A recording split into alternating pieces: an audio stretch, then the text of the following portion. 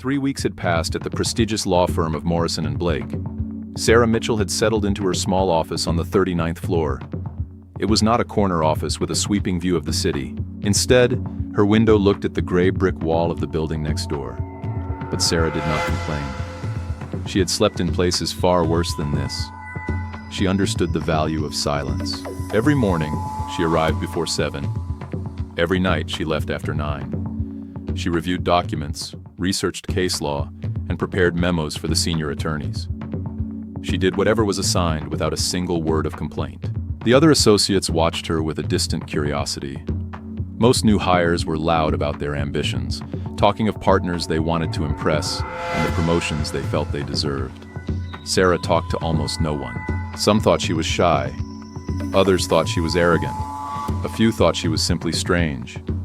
David Chen, however, thought she was boring. He expected her to fail dramatically. He expected tears, mistakes, and desperate requests for help. Instead, she simply worked. It was almost disappointing. Then, the Harrison case arrived. A storm that would test the foundation of the firm. Harrison Industries was a massive manufacturing giant. 3 years ago, one of their factories had exploded, killing 12 workers and injuring 40 more. $300 million was at stake.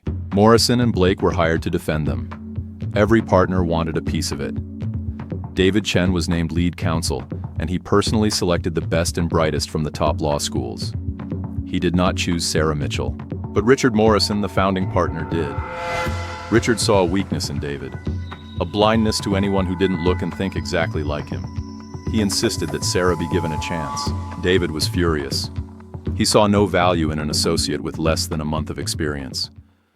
But Richard's word was law. Sarah would handle the witness research, the grunt work no one else wanted. Sarah accepted the task without a word. She was given a folder of 68 witnesses. For 2 weeks, she lived in a world of 18-hour days, surviving on coffee and an unrelenting determination to find the truth. She interviewed former employees, factory inspectors, and grieving family members. She followed leads that others had dismissed as irrelevant. Her file grew thick with information no one else had discovered. She identified 3 former employees who had never been contacted. She found connections between witnesses that had been carefully buried. While David Chen prepared a defense of doubt, Sarah was building a wall of facts. And then, she found it. Something so subtle it had escaped every senior partner. A truth that would change everything. The most significant threat is often the person you refuse to see. Persistence has a voice of its own. In the cold corridors of Morrison and Blake, that voice was about to become a roar. Sarah Mitchell was finished with her research. The real trial was just beginning. In the cold glass towers of Chicago, success isn't just a goal, it's a weapon. David Chen, the youngest senior partner in the history of Morrison and Blake, understood this better than anyone. At 38, he sat at the head of the table, wearing a suit and a watch that cost more than most people's cars. He had built his reputation on being ruthless, winning cases others refused to touch. To David, the world was divided into the strong and the weak, and he had no tolerance for the latter. Then, Sarah Mitchell walked in. She was the firm's newest associate, carrying the quiet weight of 2 tours in Afghanistan. To David, her credentials were a joke. A small state law school, 5 years at a nonprofit.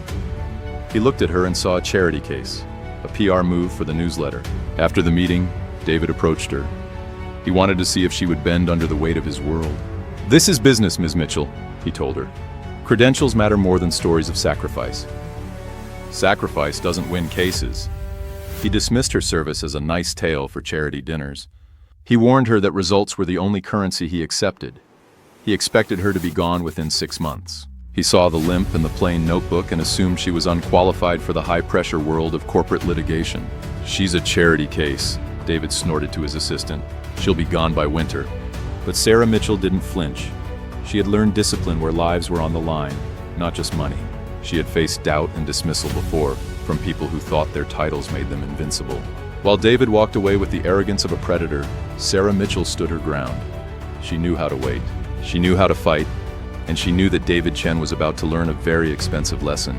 Never mistake silence for weakness, or a modest suit for a lack of ambition. The battle had begun, and David Chen didn't even know he was in one. Because some wars aren't fought with noise. They are won by the people who have already seen the worst, and refused to break. In the end, prestige always bends to the one who survives. David thought her story was just a tale. He was wrong. And one day, he would understand exactly how wrong he was. Today, Sarah Mitchell had work to do, and she was more than ready. The true litigation was just beginning. Morrison and Blake, where stories become results. Sarah found the name buried in old records. Marcus Wheeler. He worked at the factory for 23 years before the explosion. After the blast, Marcus vanished. No death record, no lawsuit. He had simply disappeared into the shadows. Sarah spent days scouring records, chasing a ghost. Finally, Marcus's sister, Linda, agreed to speak. Her voice was heavy with caution. "Marcus doesn't talk about that night," Linda told her. "That explosion destroyed his spirit.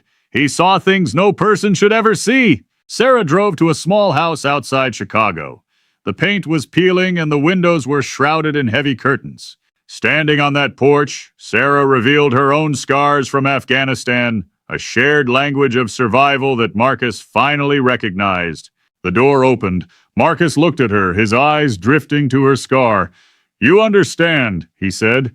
It was an invitation. Inside, Marcus began to speak. He had warned them dozens of times about failing valves. They chose profit over lives. He described the roar, then the fire. Marcus ran toward it, pulling bodies from the wreckage until the second blast hit. 12 people died because a corporation deemed the risk acceptable. Marcus showed her his scars, but the invisible ones ran deeper. "Will you testify?" Sarah asked. She promised him a voice. She promised him the truth would finally be heard. In that rural house, a witness was reborn, because sometimes the only way to heal a scar is to let the light of justice touch it. Sarah Mitchell returned to Chicago under the heavy shroud of a rainy night. She carried more than just a briefcase. She carried Marcus Wheeler's sworn testimony and a stack of safety reports that had been buried in the corporate archives for 3 long years. These documents were the missing pieces of a deadly puzzle. They proved that Harrison Industries hadn't just made a mistake. They had known about the factory's instability and made a calculated, cold-blooded decision to ignore the danger. Corporate greed had paved the way for a preventable tragedy. The evidence was undeniable. It shattered the very foundation of David Chen's defense strategy. Every argument he had prepared, every motion he had filed, was built upon a meticulously constructed lie. The truth was now a weapon Sarah held in her hands. The next morning, Sarah didn't bother knocking. She walked into David's office and dropped the weight of the truth onto his desk. He looked up, his face a mask of annoyance, unaware that his world was about to shift. At first, he was dismissive, his eyes flickering over the papers with a practiced arrogance. "What is this, Mitchell?" he snapped. But as he began to read the reports, the arrogance withered. The silence in the room became heavy with the realization of what she had found. "You went behind my back," David hissed, his voice trembling with a controlled fury. He didn't care about the lives lost or the lies told. He cared only about the client paying his millions. "Our job is to win," he reminded her, his shadow looming like a threat. Sarah stood her ground. "Our job is to seek justice," she replied. David laughed, a harsh, hollow sound that echoed in the sterile office. In his world, justice was a commodity, and Sarah Mitchell was suddenly a liability that needed to be liquidated. David tried to bury the documents, thinking he could silence the truth with a locked cabinet and a threat. But he forgot who he was dealing with. Sarah Mitchell had survived wars and personal demons. She wasn't afraid of an enemy like David Chen. "I have copies," she told him, "of everything." That evening, Sarah sat in the office of James Patterson. She knew her career at Morrison and Blake was over, but for the first time in years, she felt a sense of peace. The Harrison 12 finally had someone truly in their corner. The fight for the truth had only just begun. The news spread through Morrison and Blake like wildfire. Sarah Mitchell, the quiet veteran, was accused of the unthinkable, betraying her own client. But beneath her quiet exterior lay a resolve forged in the fires of Afghanistan. Sarah Mitchell was not a traitor. She was a witness to something far darker. At least that was the story David Chen told everyone. To the firm, Chen was a golden boy. To Sarah, he was the architect of a cover-up. Within 24 hours, she was called before the ethics committee. 5 senior partners sat in judgment, with Richard Morrison at the helm. Sarah sat in the cold light of the conference room, facing charges that could end her career. Chen sat at the table's edge, watching with silent satisfaction as the chairman began the questioning. Sarah didn't plead for mercy, she spoke of the 12 lives lost. She had discovered that Harrison Industries ignored 30 safety warnings, leading to an explosion. She found evidence of a witness paid to disappear. When she brought this to Chen, he chose to bury the truth and intimidate her into silence. Chen branded it a fabrication, unaware that Sarah had secured her own insurance policy. Sarah remained calm. "I have a recording of our conversation," she stated. Illinois, she reminded them, was a one-party consent state. She placed her phone on the table. The room went silent. Chen's composure cracked as the clear, unmistakable recording of his own illegal intentions filled the heavy air. Every word he had spoken was there. Richard Morrison stood up slowly. He had known Chen for 15 years, but today he saw the man Chen had truly become. He moved to terminate the partnership immediately. David Chen was escorted from the building within the hour. Everything he had built over 15 years was gone in a single afternoon. Sarah watched him leave. She felt no joy, only the heavy, crushing exhaustion that often follows a hard-won victory. Standing on the 39th floor, Morrison thanked her for her courage. He admitted he had chosen not to look because Chen was profitable. That was his failure. The Harrison case would settle now, and the families would finally be heard. Sarah thought about the long road from Afghanistan to this moment. None of it had been easy. All of it had been necessary. She had fought for people who could not fight for themselves. Justice is a choice made in the silence of one's conscience. Tomorrow, the work of rebuilding begins. Because in the end, the truth is the only thing that cannot be buried. The Harrison Industries case settled 3 weeks later for $270 million. It was the largest settlement in the firm's history.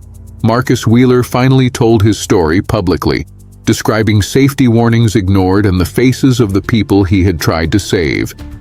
When he finished, families called him a hero. It was the first time Marcus had heard that word since the explosion. He finally broke down. Sarah watched from the back. She thought about the countless truths that remain buried because powerful people find them inconvenient. Success made Sarah a celebrity at Morrison and Blake. Clients requested her specifically, and junior associates watched her with admiration. But not everyone was happy. Jealous partners whispered in the hallways, excluding her from meetings.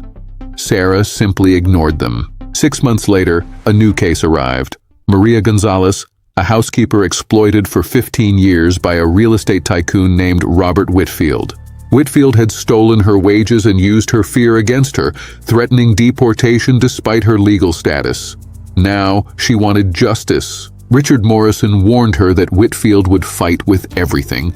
He would try to dig up every secret Sarah ever had. Sarah's response was simple.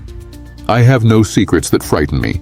Every scar on my body tells a story I'm not ashamed of." She took the case because Maria reminded her of the people she served with in Afghanistan, people who worked hard just to survive. Whitfield's lawyers investigated her background, searching for any weakness. They found a decorated veteran who had served with honor. They found a woman who had earned a Purple Heart and risked her career to expose corruption. She was exactly who she claimed to be. The trial lasted 2 weeks. Sarah presented evidence of systematic wage theft and emotional abuse, painting a picture of a man above the law. Whitfield's lawyers attacked Maria's credibility, suggesting she was ungrateful and lying for money. They tried to break her. Sarah responded by putting Maria on the stand. In simple, honest words, Maria described 15 years of fear and humiliation. She spoke of 12-hour days while her children waited alone, and being threatened with deportation for simply asking questions. The jury listened in total silence. In that courtroom, the truth Maria had carried for 15 years finally found its voice. Truth is a difficult thing to unbury. It requires more than just evidence. It requires the courage to stand against the storm. By fighting for Maria, Sarah was fighting for everyone who has ever been silenced by the weight of someone else's power. She knew the cost would be high, Whitfield would not forget, and her own firm remained divided. but Sarah Mitchell was used to the dark. In the end, every scar tells a story, and some stories are worth the scars. This was the beginning of the next chapter in the Mitchell files. On the final day of the trial, Robert Whitfield took the stand. Arrogant and confident, he believed he could charm his way out of anything. Sarah Mitchell had been waiting for this. She began calmly, then started showing documents. Falsified timesheets, altered pay stubs, text messages where Whitfield explicitly threatened Maria with deportation. Next came the security footage and secret audio recordings. By the end, the smooth facade was gone. Whitfield was red-faced, shouting and accusing everyone else of bias. The jury deliberated for less than 4 hours. They found Whitfield liable for wage theft and emotional distress, awarding Maria Gonzalez $1.2 million. It was life-changing money. Enough for a house, her children's education, and a fresh start. Outside the court, Maria whispered her thanks. Sarah held her tightly. "You found the courage, Maria." The case made national news. Sarah became a symbol for the underdog, while David Chen watched from a small, cramped office with bitter resentment. She had been celebrated. He had been disgraced. Sarah didn't think about Chen. She thought about the work. One night, a veterans organization called. They wanted her to speak about resilience. Sarah hesitated. She had never shared her own trauma. But she remembered Marcus Wheeler. Sharing her pain had helped him. She agreed. In a DC ballroom filled with 500 veterans, Sarah walked to the podium with her heart pounding. "My name is Sarah Mitchell. I served 2 tours in Afghanistan. I was in a vehicle that hit an IED. I was the only survivor of an IED hit. For years I hid. I wanted to believe that strength meant never showing weakness. But I was wrong. Strength is about surviving. It's about using your pain to help others who are walking the same road." The room was silent as she spoke to faces that mirrored her own journey. She rolled up her sleeve. "This scar saved my career. It saved Marcus Wheeler. He trusted me because I showed him I was human, just like him." Veterans in the audience were crying openly. In that silent room, Sarah Mitchell finally understood that healing wasn't hiding from the past. It was using it to guide others. True strength is the courage to be seen. Sarah spoke for 20 minutes, sharing her struggles with PTSD and the nightmares that still visited her. She spoke of the power of honesty. A young veteran told her, "You made me feel like I'm not broken." Sarah replied, "You're just healing. And healing takes time." That night, Sarah looked in the mirror, tracing scars she once hid. Now they were tools to help others. Her shame had become her strength. News arrived. David Chen was disbarred. His arrogance and dishonesty had finally caught up to him. His own words were his undoing. Returning to Chicago, Sarah began mentoring others. She taught them that success was about dedication, integrity, and fighting for what is right. Years passed. Sarah's reputation grew as someone who could be trusted absolutely. She never forgot where she came from. A letter from Marcus Wheeler arrived. He had finally found help. "You believed in me when I didn't believe in myself," he wrote. The scars told a story of survival. The letters told a story of hope. Both stories were true. Both stories were hers. Sarah Mitchell's rise to partnership was the fastest in the firm's history. Richard Morrison personally told her, "You've earned this." But partnership changed nothing. She continued fighting for the wronged, like the immigrant workers she helped recover stolen wages for. 5 years later, a call from the White House led to a federal court nomination. The confirmation process was brutal, with critics questioning her qualifications. When a senator questioned her military service, Sarah showed the committee the scars on her body. "These are not claims," she said quietly.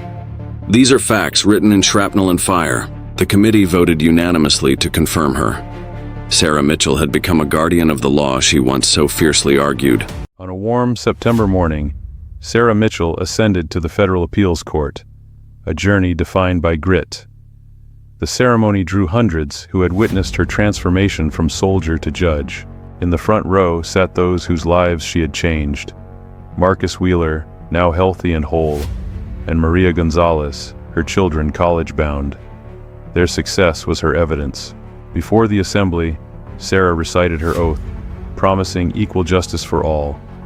It was a commitment forged in the fires of service and sacrifice. She addressed her doubters directly. To the man who called her unqualified, she offered a simple truth. Winning isn't everything. Honesty and resilience are. Her story was more than words. It was evidence. These scars were not marks of weakness. They were medals of honor. Evidence of a strength no law school ranking could measure. Sarah Mitchell walked forward, her head high. The evidence had spoken, and the truth she lived would never fade.